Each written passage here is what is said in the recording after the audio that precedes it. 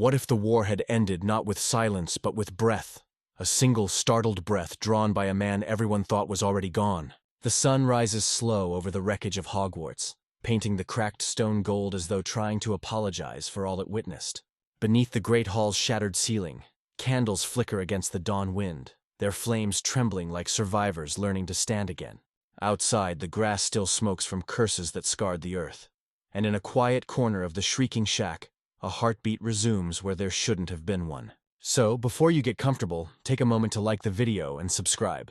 But only if you genuinely enjoy what I do here. I'm really curious, from which part of the world are you watching this video?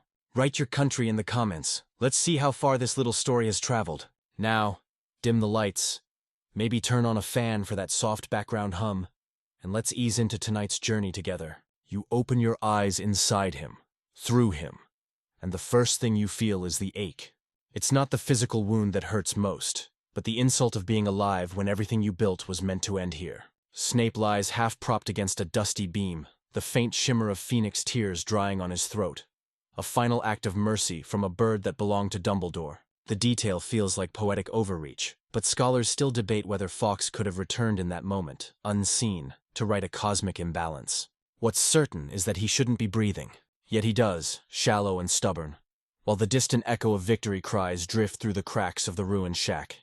He presses a trembling hand to his neck and feels the scarred channel of venom that should have ended him. The world outside hums with post-battle disarray, ministry officials shouting orders, Aurors collecting wand fragments, ghosts whispering names to no one.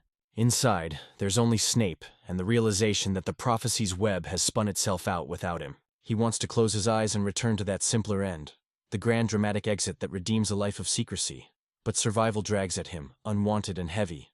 When he finally crawls out, dawn has turned the air pink. The first thing he sees is a scrap of Slytherin green cloth caught on a thorn bush, fluttering like an afterthought. He pauses, takes it between his fingers, and stares at it as though it might tell him what to do next. There are still bodies being carried across the grounds, each covered by blankets that look far too clean for war. He recognizes some faces. Students he mocked, colleagues he distrusted, enemies he underestimated. The realization that he is not among them feels almost offensive. By midday, a healer from St. Mungo's finds him sitting on the edge of the Black Lake, his robes stiff with dried blood. The healer thinks he's in shock. In truth, he's simply adjusting to the unfamiliar sound of laughter in the distance. Hogwarts is alive again, rebuilding itself through the hands of those too young to give up. For the first time since childhood, Snape hears joy without jealousy. He watches the surviving students repair the courtyard stones with clumsy reparo spells, their wands trembling but determined. One boy sneezes mid-spell and accidentally fuses his boot to the flagstone.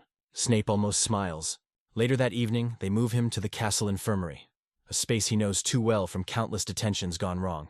Madame Pomfrey scolds him like she always has, muttering that heroes never rest when they're told. He doesn't correct her.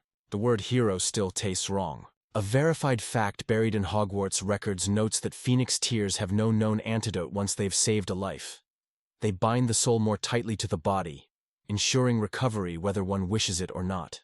Snape becomes the reluctant beneficiary of that miracle. Days blend into one another. He listens to the castle's slow healing, stone repairing itself with muted sighs, paintings returning to their frames, and ghosts reforming from the edges of despair. Nearly headless, Nick visits him once, floating politely just outside the bed curtains, offering an awkward condolence that mostly consists of anecdotal chatter about head injuries. It's absurd yet comforting. Snape, who once trafficked in secrets darker than death itself, now finds solace in ghost gossip. When McGonagall enters the infirmary, it's without preamble. She stands at the foot of his bed like a commander inspecting a soldier who somehow wandered back from the grave. "You're not supposed to be here," she says quietly. He almost replies, "Neither are you." Instead, he nods, because words between them have always carried too much weight to waste.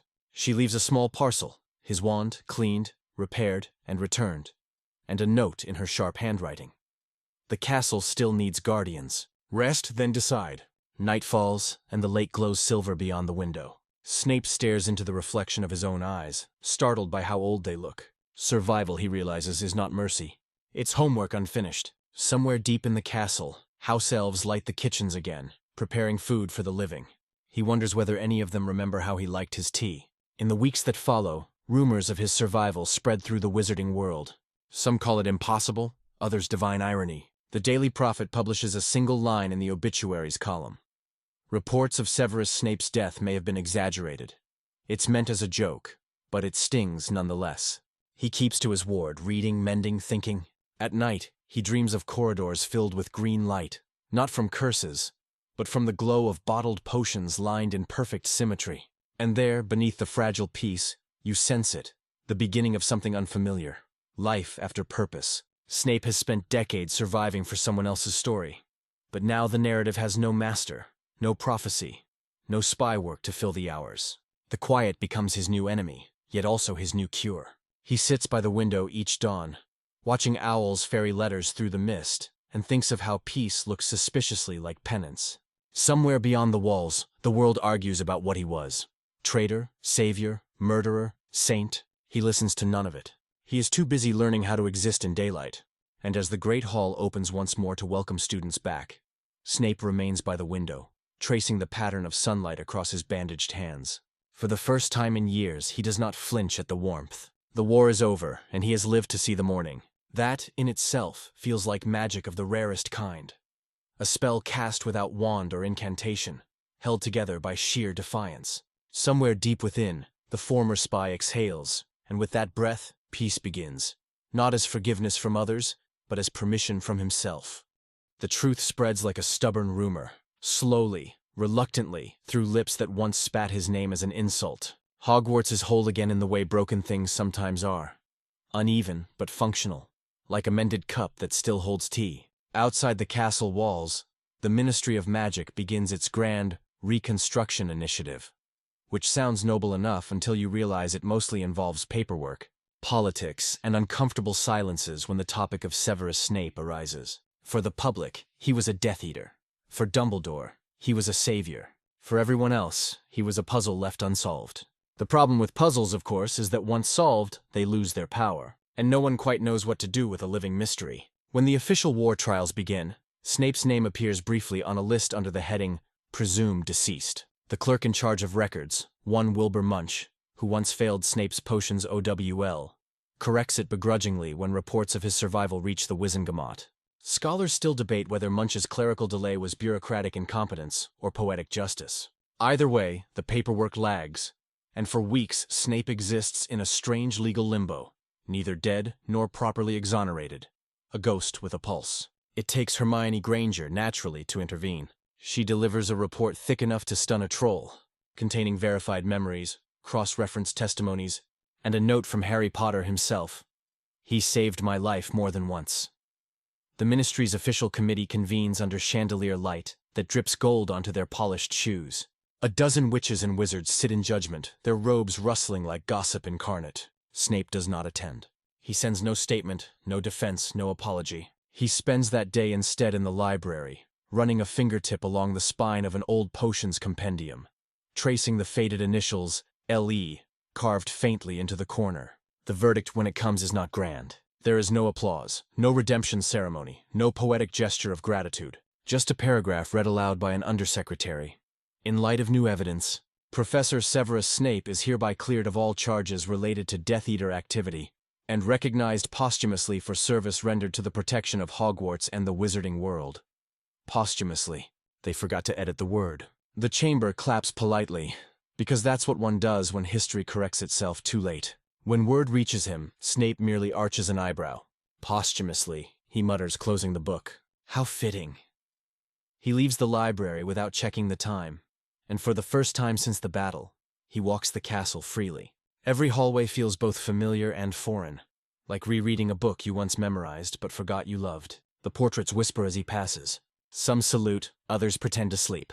The fat lady, who once barred his entry, offers a hesitant, "Good evening, Professor," as he walks by. He nods once, a silent truce between gatekeeper and ghost. In the staff room, McGonagall greets him with a pot of tea, and that look she reserves for men she doesn't quite forgive, but still respects. "The ministry cleared you," she says. "Twice, technically." He raises a brow. "Then perhaps I should die again, to make it official." She doesn't laugh, though her mouth twitches dangerously close. They drink in silence, the kind that feels almost companionable. Somewhere in the rafters, a charmed quill scribbles meeting notes, mishearing Snape reinstated as Snape resuscitated.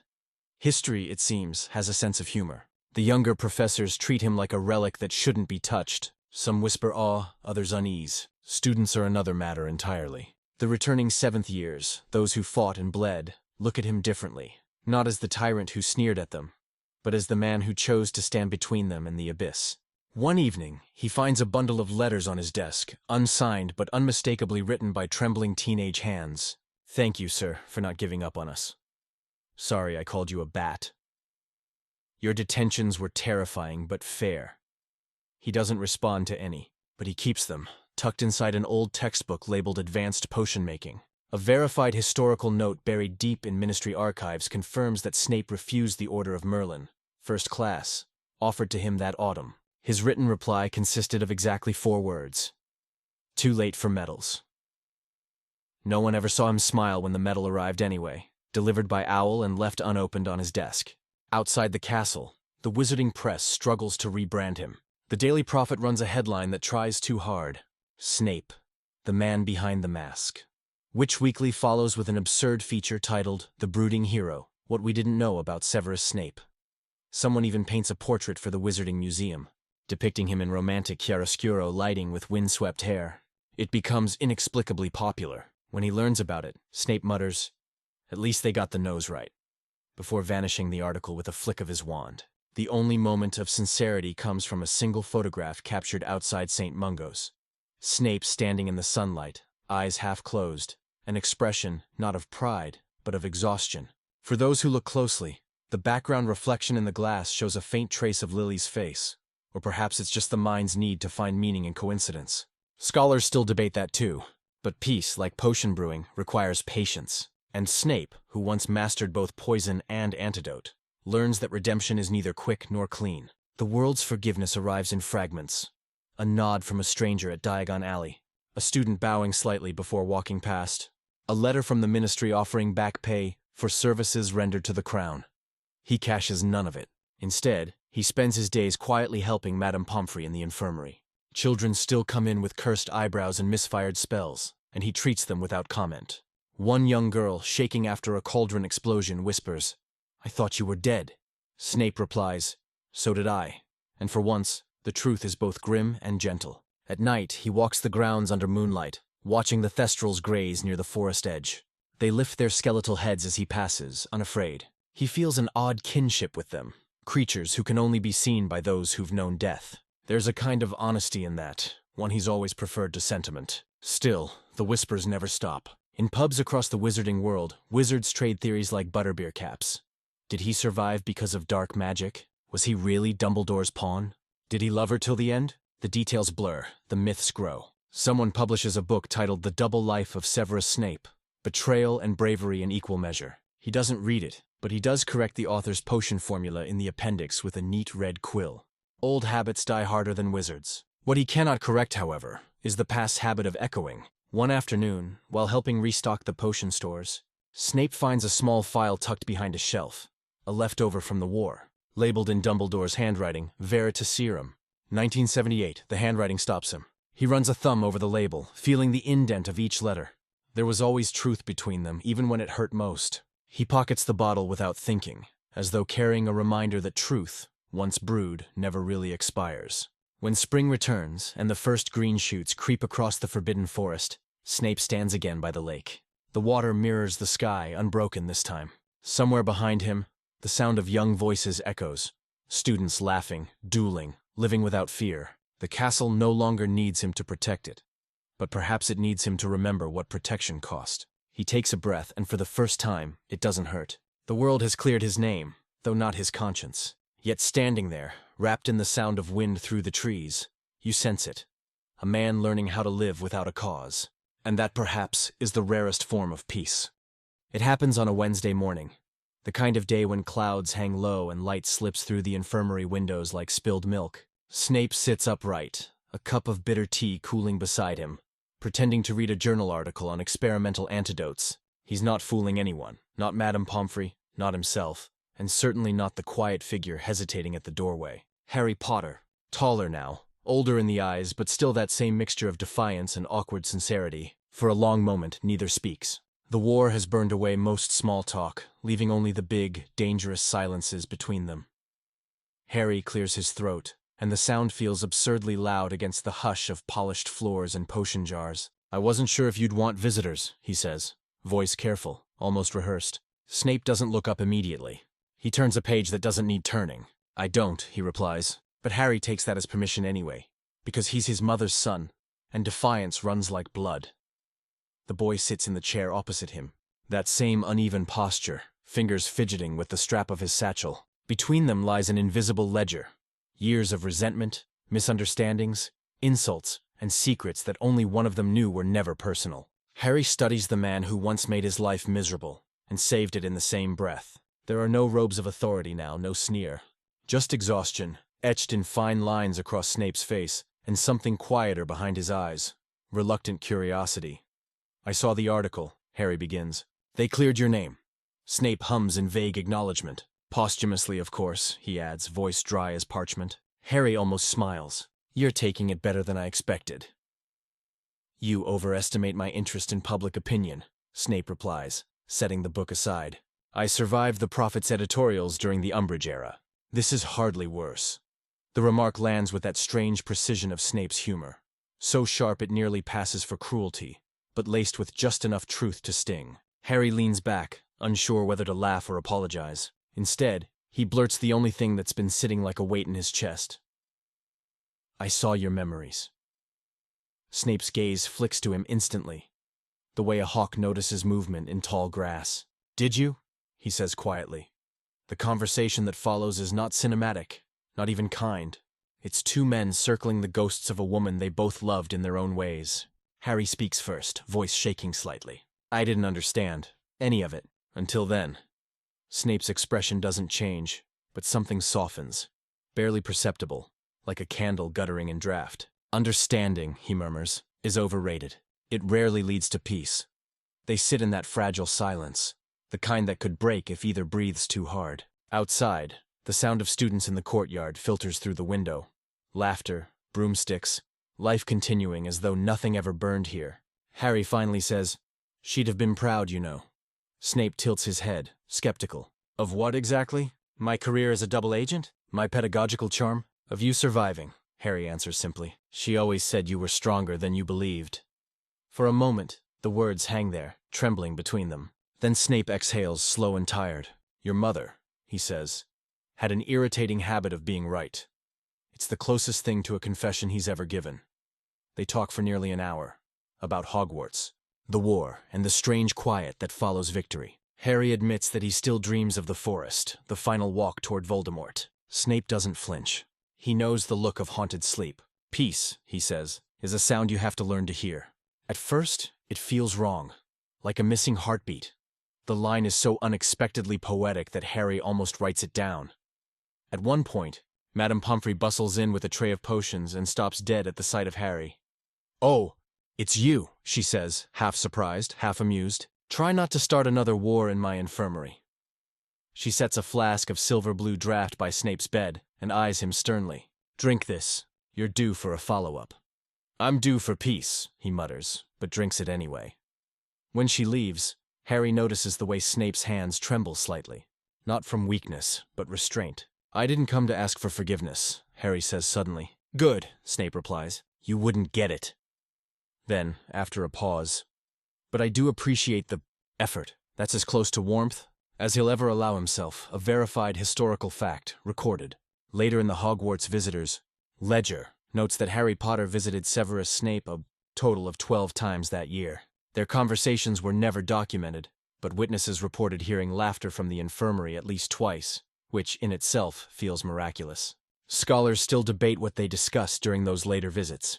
Theories range from philosophical debates on morality to long arguments about Quidditch regulations. The truth, as always with Snape, refuses to sit neatly on paper. On his third visit, Harry brings something. A photograph, restored from the wreckage of the war. It shows Lily and James at their wedding, laughing, wild, impossibly young. Snape looks at it for a long time without touching it. Then, with a steady hand, he slides it back across the table. "Keep it," he says. "You'll need it more than I." There's no bitterness in the tone, only finality. Harry nods, eyes bright but calm. He understands now that some ghosts prefer distance. By the 6th visit, their rhythm has changed. Snape no longer pretends to read when Harry arrives. He even conjures a second cup of tea without comment. They speak of mundane things. Ministry reforms, the chaos of rebuilding, the scandalous decision to make Neville Longbottom a teaching assistant. A reckless choice, Snape mutters, though Harry swears he sees the corner of his mouth twitch. One afternoon, Harry admits he's considering becoming an Auror. Snape's reply is dry but measured. You have a talent for running toward danger. It would be wasteful to deny it. Then, almost as an afterthought, try not to get killed. It would render my survival aesthetically pointless. Harry laughs out loud for the first time in weeks, and the sound echoes oddly in the sterile room. For a brief second, Snape looks almost startled, like someone hearing music after decades of static. By the time summer fades into autumn, the infirmary visits have become something unspoken but ritualistic. Snape grows stronger, his steps more certain. One day, he meets Harry not in bed, but standing by the window, looking out over the lake. The sky reflects pale silver on the water. You'll be leaving soon, Snape says, not as a question. Yes, Harry answers, but I'll visit. No, Snape corrects softly. You'll live. That will suffice. They stand there in silence, two survivors bound by a woman's memory and a war's strange mercy. Harry finally says, I wish I'd known you better. Snape's response is simple. No, you don't. But you know enough. As Harry leaves, the door closes with a quiet click that feels like punctuation. Snape turns back to the window. Beyond the reflection, the castle breathes, alive, forgiving, indifferent. He thinks, not for the first time, that peace is an acquired taste. That night, he sits at his desk and writes a single line in a blank notebook. He saw her eyes in mine, and still looked anyway. He doesn't sign it. He doesn't need to. The following morning, a school owl delivers a letter addressed in untidy handwriting. Thanks for everything. See you around, Professor. There's a small chocolate frog tucked inside. Snape raises an eyebrow but eats it anyway. It tastes faintly of nostalgia and bad choices. Two flavors he's learning to live with. And though he never says it aloud, that letter marks the moment something inside him shifts. The boy he once despised, the boy who was supposed to be a reminder of every failure, has become proof that he didn't endure in vain. Some wounds, he realizes, don't heal with potions or spells. They close slowly, through conversation, through tea shared with the son of a ghost. And as he closes the window against the wind, you sense it too. For the first time in decades, Severus Snape no longer feels entirely alone. When autumn settles over Hogwarts, the air turns sharp enough to taste. The scent of old parchment and damp stone fills the corridors, and somewhere deep within the castle, magic hums faintly, like a heartbeat rediscovering its rhythm. Snape walks slowly through those halls, cane tapping the floor in steady defiance of the silence that once owned him. The healers said exercise would help with his recovery, but this is not exercise. It's archaeology. He's digging through ruins that just happen to be shaped like memories. The castle doesn't feel haunted anymore, just watchful. Suits of armor gleam too brightly, as if someone has polished them out of guilt. The portraits murmur as he passes. Some nod politely, others turn away, unwilling to meet his gaze. In the staff room, a faint scorch mark still stains the wall where a curse once misfired. Snape traces it with his gloved hand, the texture rough, almost like a scar. Still there, he murmurs, unsure whether he means the wall or himself. He turns down a familiar corridor, one that used to echo with terrified footsteps and muttered apologies from late students. The door to his old classroom stands ajar, the brass plate tarnished but legible. Professor S. Snape, Potions. The sight of his own name startles him. It's like seeing an old photograph, one that catches you mid-blink, imperfect, human. When he pushes the door open, dust swirls up in lazy spirals, glowing gold in the shaft of morning light. The classroom looks smaller than he remembers. The shelves are mostly empty now. The bottles and cauldrons long since moved to temporary storage. Only a few remain. A vial of dried nettle roots, a cracked mortar, and a jar labeled Boomslang Skin, Grade A. He picks it up and turns it over, watching the faint shimmer of preserved scales. The handwriting on the label is his own, sharp and disciplined. For a man who lived in shadows, he left an awful lot of evidence behind. He moves toward the blackboard and finds an equation half erased. Ghostly traces of chalk still visible under the light. The word antidote lingers faintly. He can't remember which class wrote it, which batch of nervous students flinched under his glare that day. He only remembers the rhythm of it. Question, correction, sarcasm, silence. It was his music once, From the back of the room comes the soft scrape of movement. He turns sharply, wand halfway raised, before realizing it's just Filch, sweeping with his usual expression of miserable pride. "Didn't expect to see you back here, Professor," the caretaker mutters, glancing up. Snape lowers his wand. "Neither did I." Filch pauses, leaning on his broom. "They're saying they'll rebuild the dungeons, make 'em less damp this time. Never thought I'd miss the smell."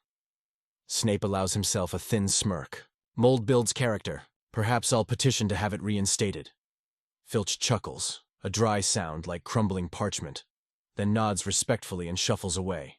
Alone again, Snape sits at one of the student desks. The wood is etched with graffiti, names carved by trembling teenage hands. Dean W., Padma, Neville L. He runs his fingers over the last one and exhales. "You survived, didn't you?" he says softly. He remembers the boy's clumsy potions, the explosions, the fear in his eyes. Fear Snape encouraged, once upon a time, believing it was discipline. Now it feels like regret wearing an old disguise. A verified canonical fact. In the early years following the war, Hogwarts staff kept a register of magical disturbances within the castle. One entry from that period reads simply, "Classroom 2A, lights flickering, whispers detected after hours. Cause, residual spell energy." Scholars still debate whether it was magic residue or Snape himself, revisiting his old haunt and leaving fragments of thought in the air. Either way, the room remembers him. He finds an old cauldron at the back of the cupboard, blackened, warped slightly from heat. He sets it upright, pours in water from his wand tip and mutters, "Agua menti." The liquid shimmers, perfectly still. Without thinking, he reaches for ingredients from the shelf, instinct moving faster than logic. Dried leech juice, powdered asphodel, a dash of wormwood. His hands move automatically, confident, certain. The familiar scent of brewing potion fills the room, earthy and sweet, with that faint metallic note of transformation. For the first time in years he feels like himself. Not the spy, not the scapegoat, not the redeemed martyr. Just a teacher, creating something that might help someone else survive. He works in silence until the mixture shifts color, from dark crimson to translucent silver. It's perfect. A simple healing tonic, but balanced with the kind of precision that comes from obsession. He ladles a small amount into a flask and holds it up to the light. "Still capable," he murmurs. The words surprise him. A knock at the door interrupts his reverie. It's Minerva again, her expression softening when she sees him standing amidst the dust and steam. "I thought I'd find you here," she says. "It's hard to let go, isn't it?" He gestures vaguely toward the cauldron. "It seems the room remembered me." "Rooms do that," she replies. "So do people sometimes." She steps inside, surveying the space like a battlefield. "The governors are considering reopening potions next term," she says, carefully neutral. "They'd want someone experienced to oversee the department. I told them I'd ask you, unofficially." He stares at her, incredulous. "You expect me to lecture hormonal adolescence again? I barely survived the first 2 decades. Consider it atonement," she says. "Besides, you were always better at teaching than you admitted." He scoffs. A charming myth perpetuated by masochists. But even as he speaks, something in him stirs, a flicker of purpose. Teaching had always been a form of control, yes, but also of creation. It meant structure. It meant mornings that began not with bitterness, but with ingredients and logic. After she leaves, he lingers long after sunset. The cauldron simmers quietly beside him. Outside, the wind whistles through broken panes, making the torches gutter. For a fleeting second, he imagines the voices of his former students echoing faintly. Granger arguing, Potter muttering, Malfoy pretending not to listen. The ghosts aren't real, of course, but their presence feels less like torment and more like witness. He writes something on the blackboard before leaving. Excellence is born not of talent, but of endurance. The chalk squeaks, breaking the stillness. He stares at the words for a long time, then smiles faintly, an expression so rare it startles even him. "Too sentimental," he mutters, and vanishes the message with a flick of his wand. As he walks back through the corridor, the air seems warmer somehow. The candles burn steadier. Perhaps the castle approves. Perhaps it's simply imagination. Either way, when he passes a window and glimpses his reflection in the moonlight, he pauses, not to correct it, not to criticize it, but to accept it. For a man who's spent his life in ruins, that feels like progress. Later, in his chambers, he places the silver tonic on his bedside table. It glows softly, pulsing with its own inner light. He doesn't drink it. He doesn't need to. It's enough to know that something he created still shines in the dark. And as the clock in the corridor strikes midnight, Severus Snape lies awake, listening to the castle breathe. Each creak of wood and whisper of stone feels like a conversation between past and present, A dialogue that needs no words. He has returned to the ruins, but they are no longer graves. They are foundations. The man who once taught children how to measure time in potions now measures it differently. In moments of stillness, in echoes that don't hurt anymore. Somewhere a portrait of Dumbledore chuckles softly, unseen but unmistakably smug. "You always did like dramatics, Severus," the old voice seems to say. Snape closes his eyes and answers, almost smiling. "Old habits, headmaster. Old habits." It starts with a single owl, swooping through the open window of his office one chilly morning. The envelope is plain, unsealed, and inked with uncertain strokes. Inside, a letter written on lined parchment reads, "Professor Snape, I just wanted to say, thank you. I'm not sure why. Maybe for surviving. Maybe for making me want to be better. You were terrifying, but I think it worked." There's no signature, only the faintest trace of lavender ink and a smudge of thumbprint near the edge. He reads it twice before tucking it into a drawer. He doesn't reply. He tells himself he won't collect these things, that gratitude is another form of pity. But the next morning, another owl comes. Then another. Within a month, the drawer is full. Some letters are angry, spite wrapped in ink. "You humiliated me in front of everyone, and I'll never forget it." Others are soft, hesitant. "I didn't understand you back then, but now I think I do." One student even writes, "Your detentions were the reason I learned discipline. I hated you for it, and I'm grateful now." Both can be true. Snape reads that one more than once. Scholars still debate whether he ever replied to any of them. No record exists, but those who knew him insist that he did, just not with ink. Sometimes as he grades essays, he finds his mind wandering to the voices behind those words. Faces blur together. Frightened first years, reckless Gryffindors, quiet Slytherins who needed more kindness than he knew how to give. He wonders how many of them survived, and what kind of adults they've become. He imagines them now, shopkeepers, aurors, parents telling bedtime stories about the scariest teacher at Hogwarts who secretly saved the world. The idea should irritate him, yet instead it fills the room with a strange warmth he can't identify.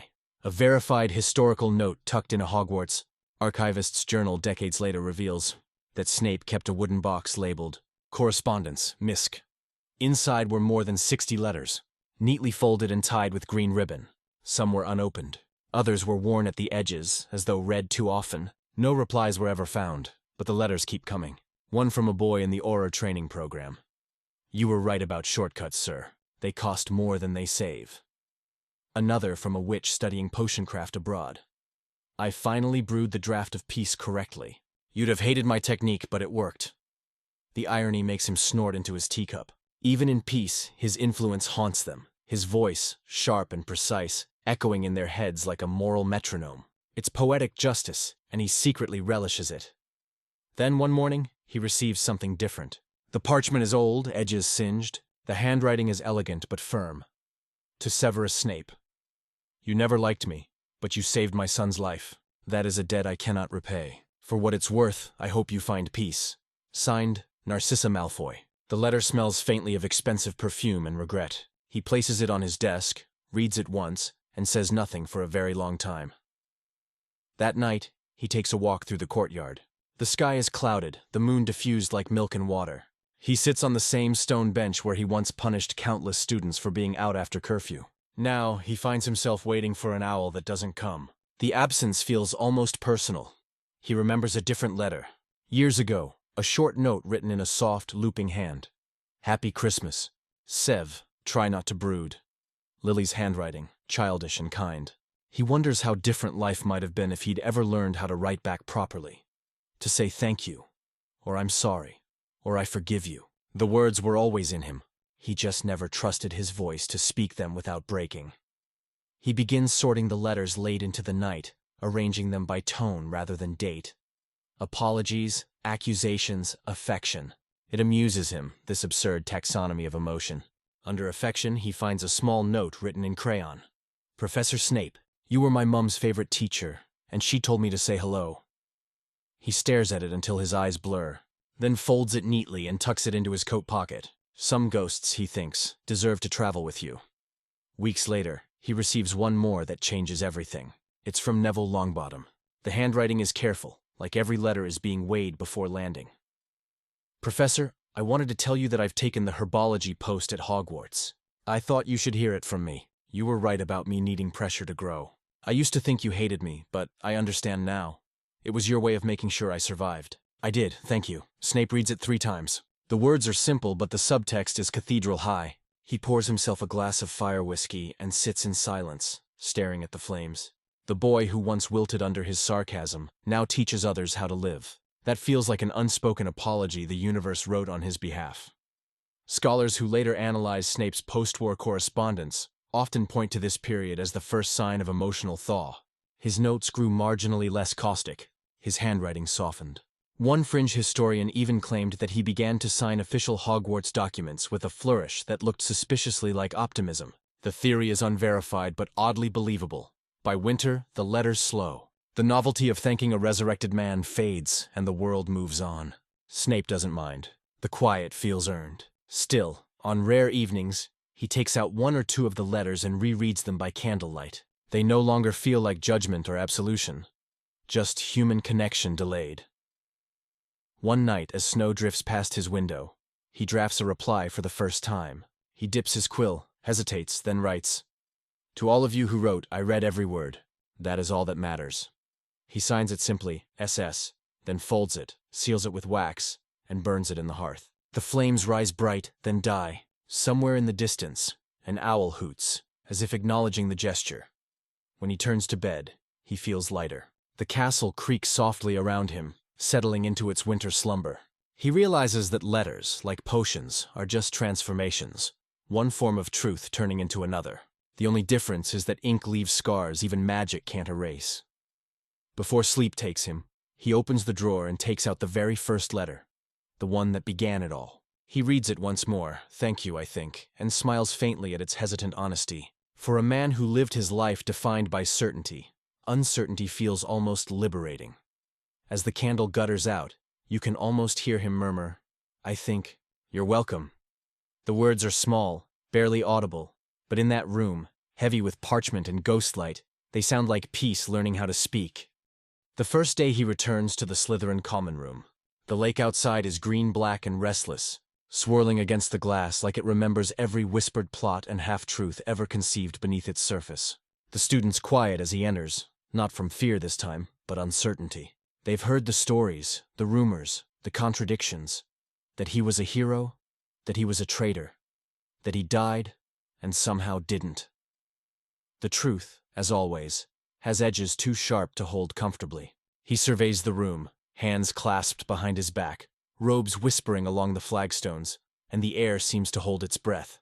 The old banners still hang heavy from the ceiling, though the silver thread is frayed, the green dulled by years of torch smoke. It smells of riverstone and memory. "Good evening," he says, his voice low, steady, and to their surprise, not cold. "It appears I've been reassigned." There's a ripple of nervous laughter.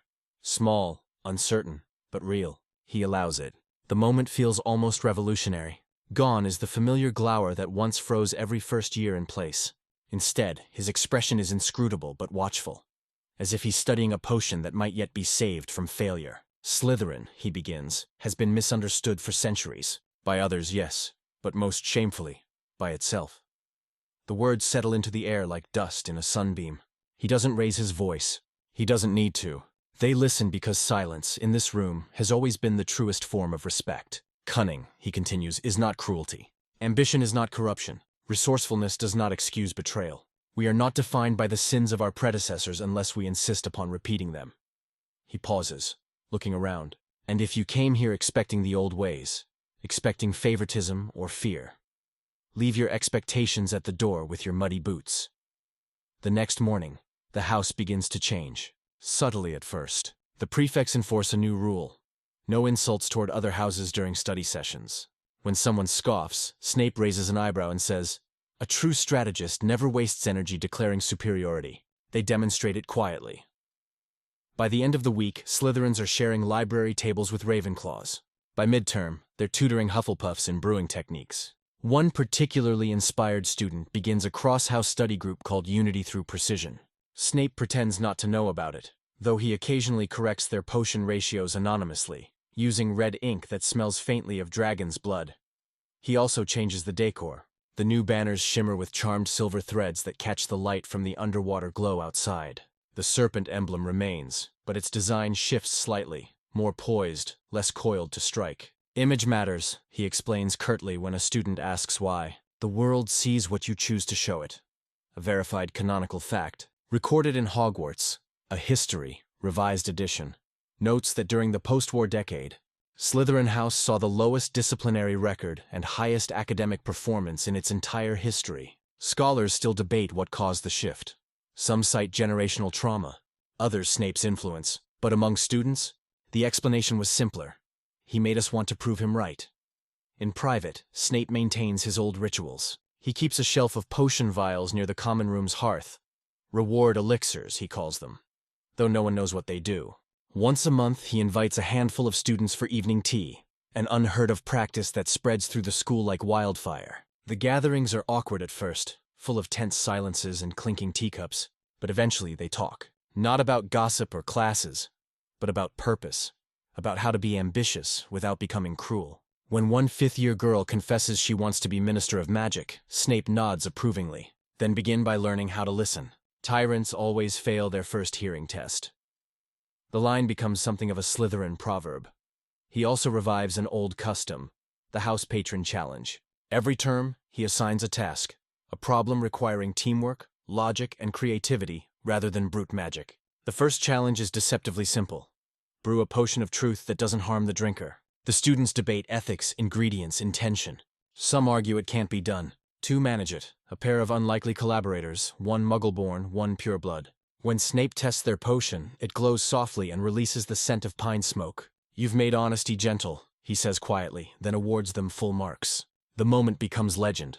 Still, not all is harmony. There are those who whisper that he's gone soft, that he's trying to wash Slytherin clean with sentiment. He hears them, of course. He lets them talk. Then one evening, during a dueling exercise gone wrong, a student's spell rebounds and scorches half the practice room. No one is hurt, but panic ripples through the class. Snape extinguishes the flames with a single flick, then turns to the trembling boy responsible. "Intent," he says calmly, "is half of magic. Control is the other half. You lacked both." He lets the silence stretch, then adds, "Now fix it."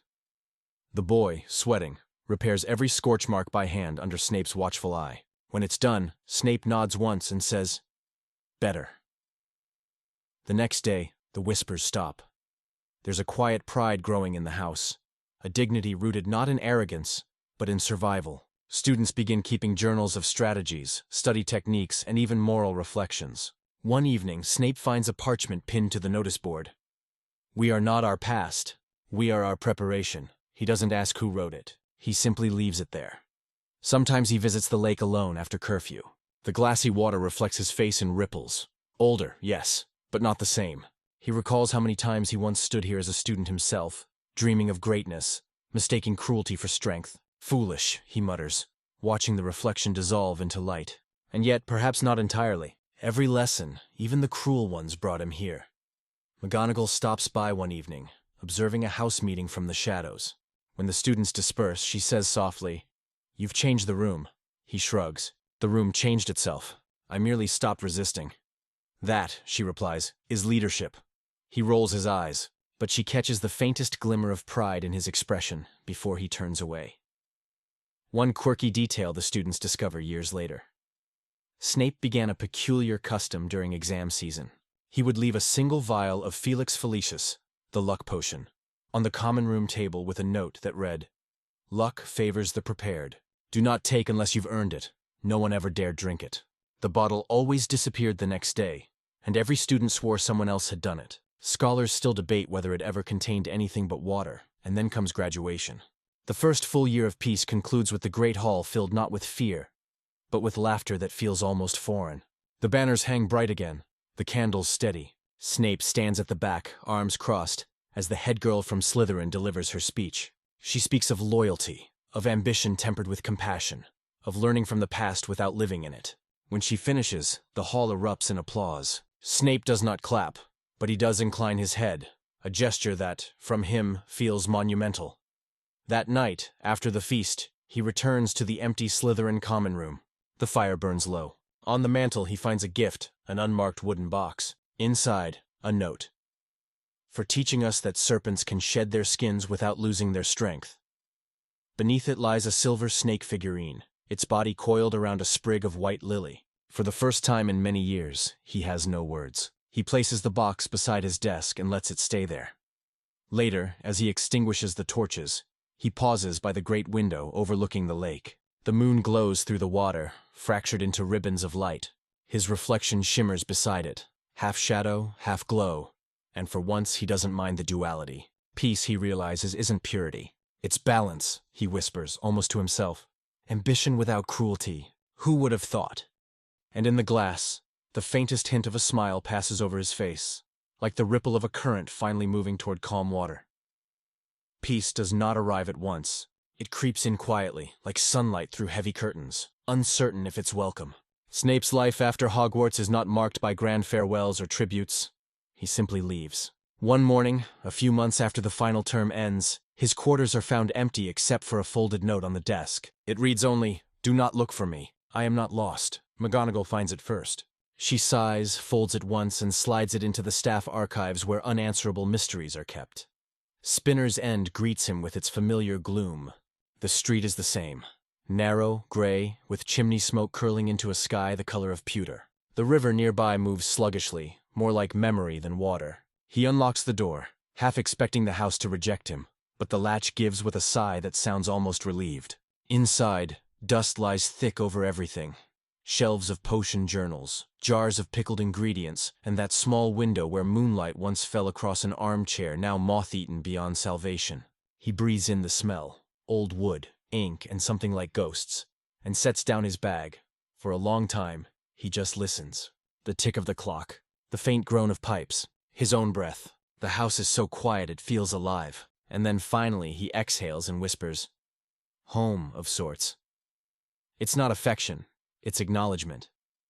The first days are strange. No timetables, no students, no crises. He wakes when he wishes, brews tea the way Lily taught him, 2 leaves, not 3, and reads the Daily Prophet only long enough to mutter, "Idiots," before discarding it. He writes occasionally, essays on advanced potion theory, never published.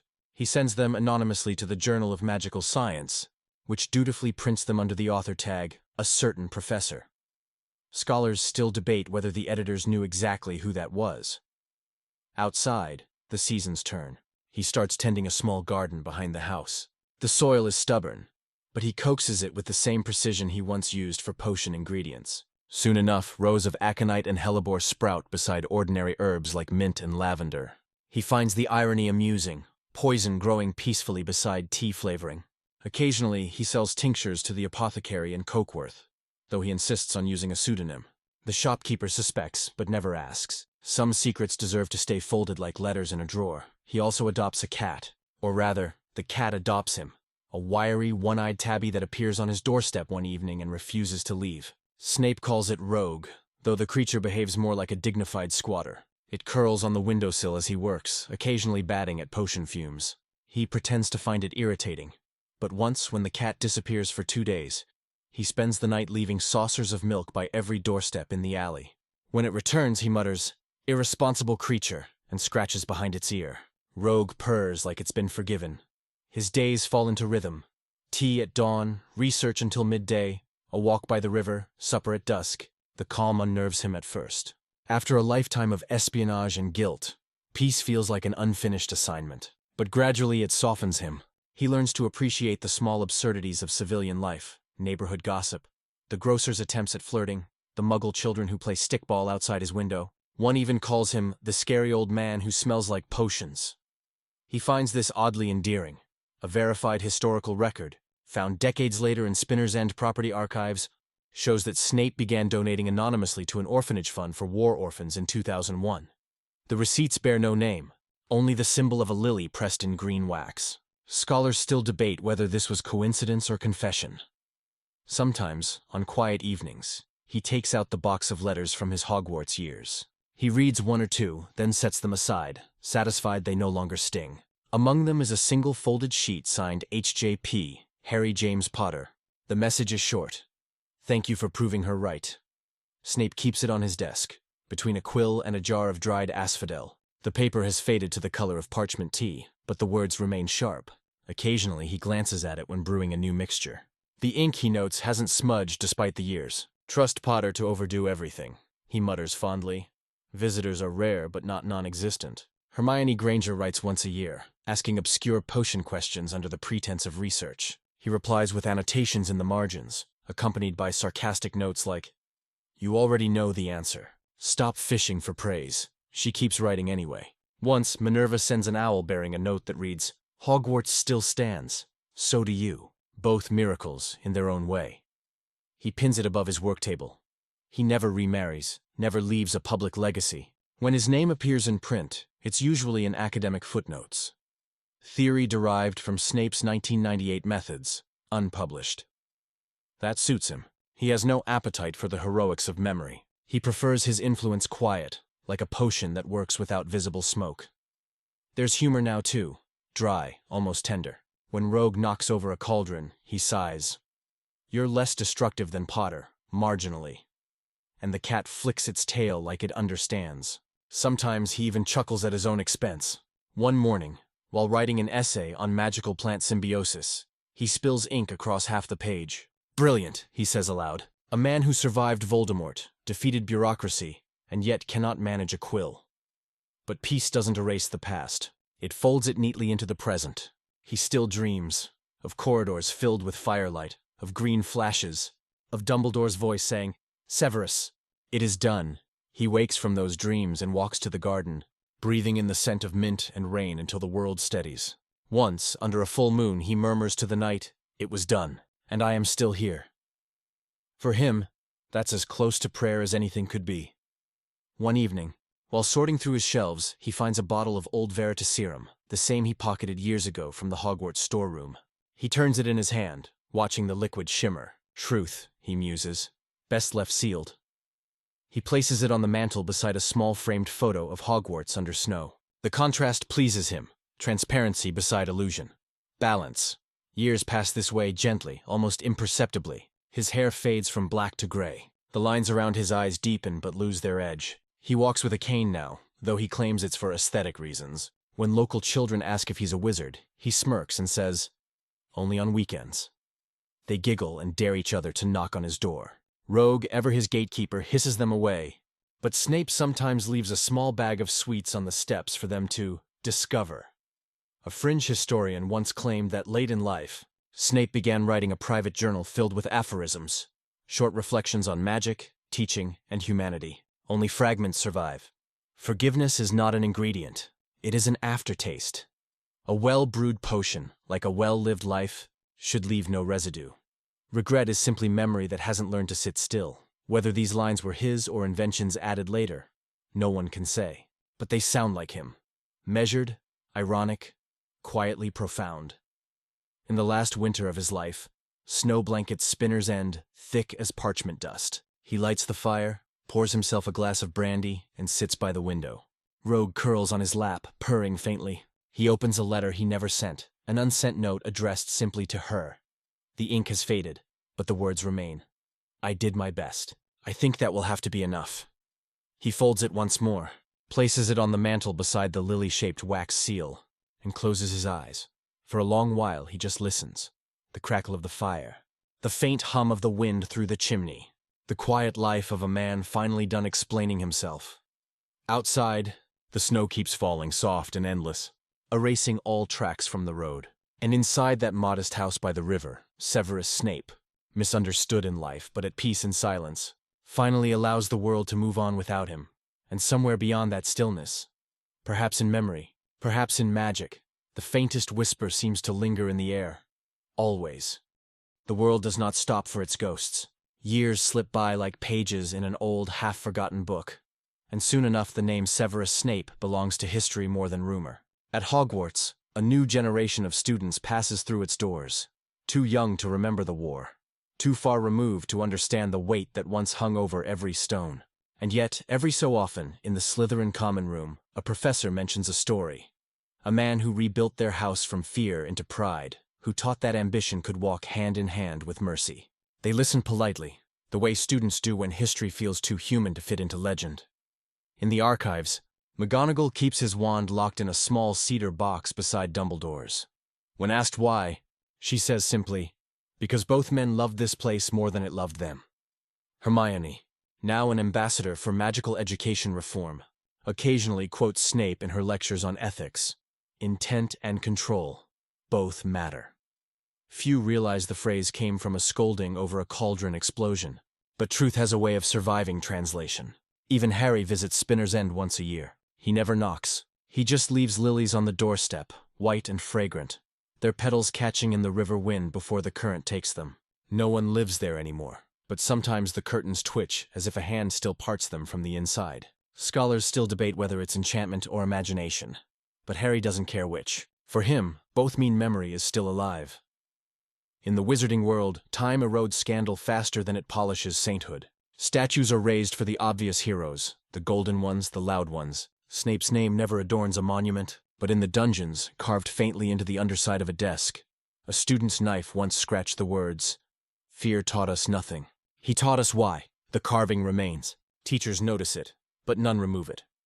A verified record from the Ministry's Magical Obituaries Office, dated quietly decades later, lists Snape's cause of death as natural causes. Age 67, no ceremony was held. His ashes were interred at the edge of the Hogwarts grounds, near the lake's weeping willows, his unspoken request honored by those who understood him best. On certain nights, the surface of the water glows faintly green, and if you stand close enough, you can hear the faint trickle of potion bottles clinking, as if someone's still brewing beneath the stars. The world keeps spinning. Muggle and wizard alike invent, rebuild, forget, but the subtle traces of his legacy remain everywhere. Every antidote perfected. Every student who learned to pause before acting. Every small act of discipline passed from one generation to the next. Like potion sediment, his influence sinks beneath the surface but never disappears. Sometimes, in the Great Hall, during the quiet after a feast, the floating candles flicker for no reason.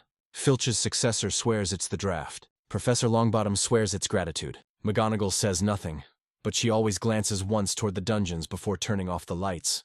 And beyond all this, beyond marble and memory, beyond the chatter of the living, there is a place that feels more like peace than heaven. It's dusk there, always dusk, and the air smells faintly of lilac and parchment. Snape sits on a wooden bench beside a still lake. The horizon burns gold where the last light touches the water, and beside him, someone walks up softly, a woman with red hair that moves like fire in wind. She says nothing. She doesn't need to. He turns his head, just slightly, and for once, his eyes hold no bitterness, only the serenity of recognition. "You waited long enough," she says, smiling faintly. "I was never far," he replies, and the lake ripples, folding their reflections into one. The story drifts now, slower, quieter, like a candle burning at the edge of dawn. The castle sleeps. The river turns in its endless loop through Spinner's End. Somewhere a student studies by moonlight, unaware that their teacher's lessons echo through every decision they make. Peace lingers not as triumph, but as stillness. The kind you feel when the storm has finally spent itself, and the air is soft again. You imagine walking down to that lakeside grave, seeing the faint shimmer of water against stone, and realizing that some lives aren't meant to be celebrated. They're meant to be understood. Perhaps that's what he wanted all along. Not forgiveness, not fame. Just the simple relief of being known, even by a few. The wind through the trees sounds almost like breath, and the surface of the lake catches the stars in slow motion. You can almost hear the whisper, "Always."